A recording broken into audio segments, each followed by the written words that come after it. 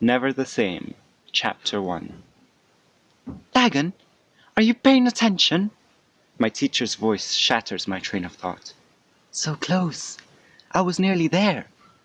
I lift my head up to look straight at my teacher's eyes. She looks furiously at me.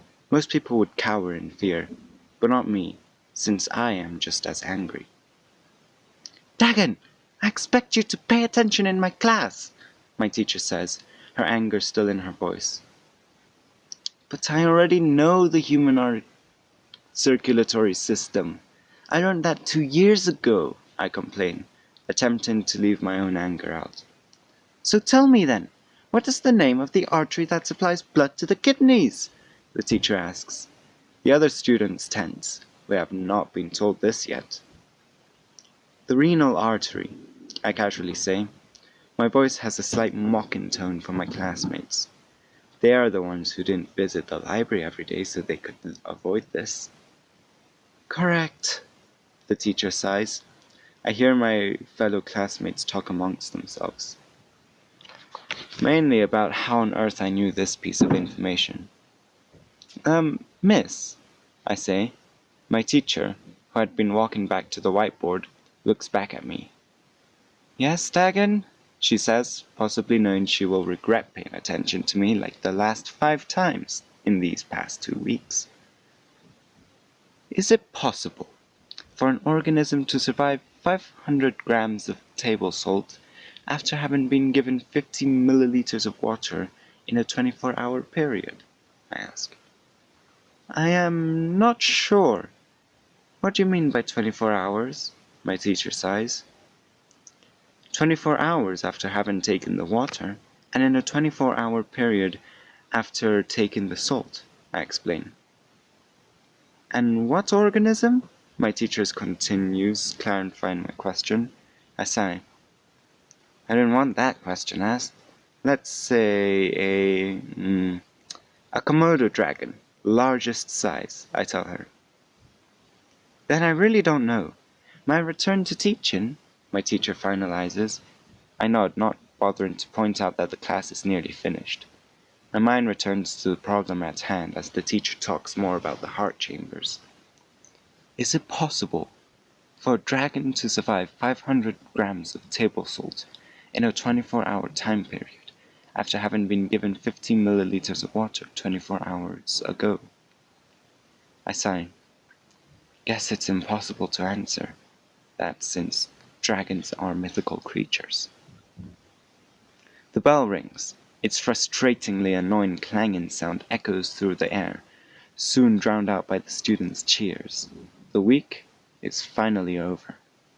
Now remember, take notes and complete the worksheet. Have a good weekend, the teacher shouts, trying to be heard above the racket of the bell, footsteps, chairs being dragged on the floor, and students rapidly talking to each other. I slowly leave the classroom, hoping that this weekend will be more eventful than the last. But usually that's not the case. It's normally the opposite. Each weekend seems to be more uneventful than the last.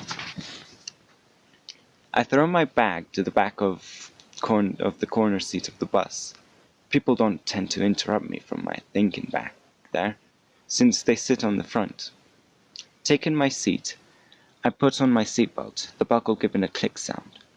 I look out the window and look at the people walking about, entering cars, talking, and being told to behave while I wait for the bus to leave so I can get home. I ponder about whether my parents will be home or not. Most likely they won't be. My parents tend to work in the office for so long, like 5 a.m. to 11 p.m. The only day they don't work is on Sunday, but then they're generally sleeping.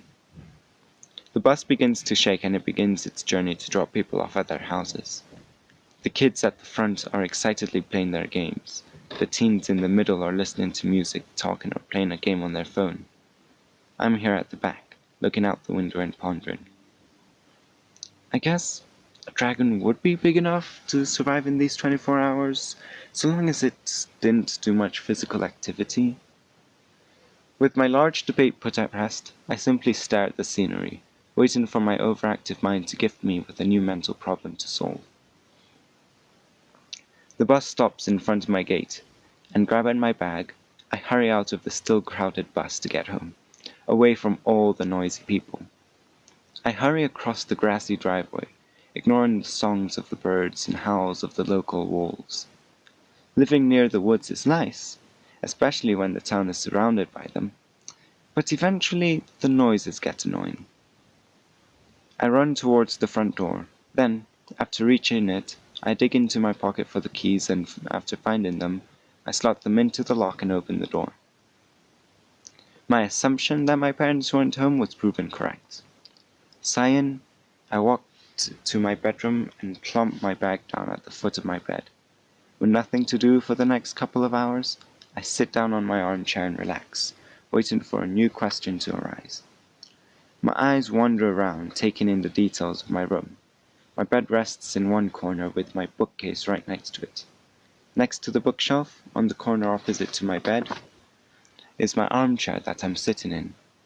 Opposite my bookshelf is my desk.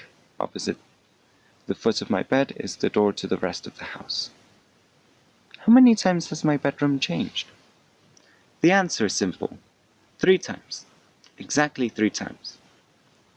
I know that doesn't sound like much, but adjusting takes a while. It is really hard for me to adjust to new things. Not that I don't embrace change, it's just difficult to adjust. My eyes wander to look at the paintings I made. My favorite is a jet black dragon. I drew it almost a year ago. 2 more days, and that painting will be exactly 1 year old.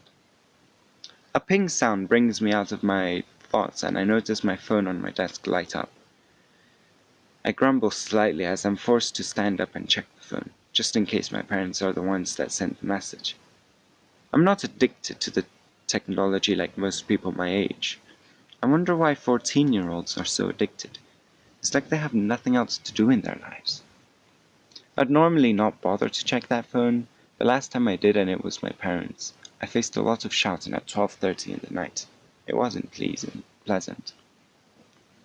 I look at the phone screen and read the notification about the message. It's from an unknown person and reads, "Get ready for 2 days' time." I read the notification twice before unlocking the phone to see if the message has more. It doesn't have anything else to it apart from those vague words. Get ready for what? And why specifically 2 days? If it really was a threat, I wouldn't have been told how many days I have left to live my life. My thoughts are once again interrupted by a ping.